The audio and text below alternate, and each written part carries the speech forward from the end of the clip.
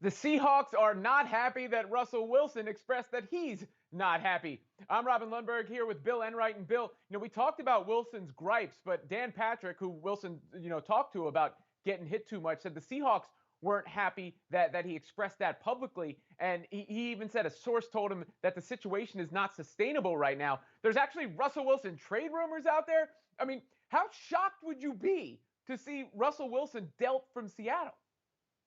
So a couple of things here. One, did it really take Russell Wilson going on Dan Patrick's show for the Seahawks to understand that he would be unhappy about getting sacked the most in the NFL throughout his career? 275 sacks since 2015. The next closest quarterback only took 224 sacks. Did it really take Russell Wilson to go out and publicly make those statements for Seattle to step back and say, "Oh, maybe our quarterback doesn't like getting sacked so much"? That's absolutely absurd. Second thing is, I would be totally shocked if the Seahawks and Russell Wilson couldn't just mend things together. He and Pete Carroll seem to have a really good relationship. I know he has deep roots in that Seattle community, coming off just named the Walter Payton Man of the Year Award winner for 2020. So he is the perfect face of the franchise. And you look at the NFC West, they have Kyler Murray. He's an up-and-coming superstar in the NFL. The 49ers seem primed to make a big playoff run if they do get a more sustainable, more balanced quarterback or a more stable quarterback. And then we just saw that the Rams traded for Matthew Stafford. So all of a sudden, the Seahawks, who are typically at the top of the NFC West, or at least in the running, are they suddenly just going to abandon ship and now all of a sudden just try to tank for the next couple of years by trading away Russell Wilson? I can't see that happening. But as our producer, Dave Sepperson, pointed out, any player, no matter the superstardom, even a guy like Wayne Gretzky in his prime, he could get traded. And we know the NFL, not for long league, or not for long. I don't know why I added an extra L there, but not for long. I guess anything could happen in today's NFL. We're seeing it with Deshaun Watson. We saw it with Matthew Stafford and Jared Goff. I'm buckling up for this offseason, Robin. I think it's going to be a wild one.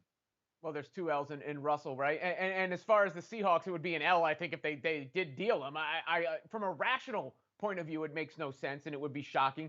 But there is the whole, like, when there's smoke, there's fire aspect of it. And this isn't the first time it's been broached. I mean, we've talked about the Giants rumors from a couple years back, and the betting markets are even getting in on the action now with the Raiders and the Cowboys installed as the favorites. So let's get crazy and say that there is a possible, untenable situation there.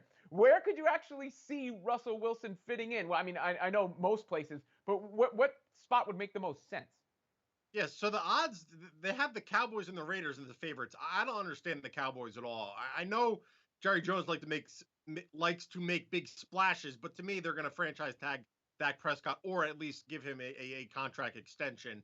The Raiders would make sense. I think it's pretty clear that John Gruden is in search of a new quarterback.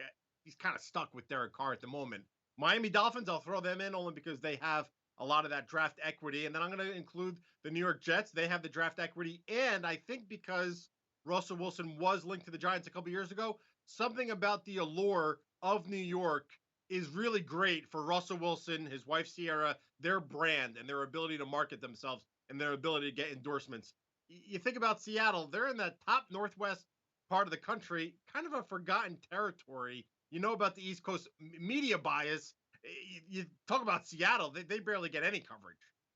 Yeah, I wouldn't put my money where my mouth is on a Russell Wilson trade, but yeah, it's certainly an interesting offseason storyline to even consider the possibility.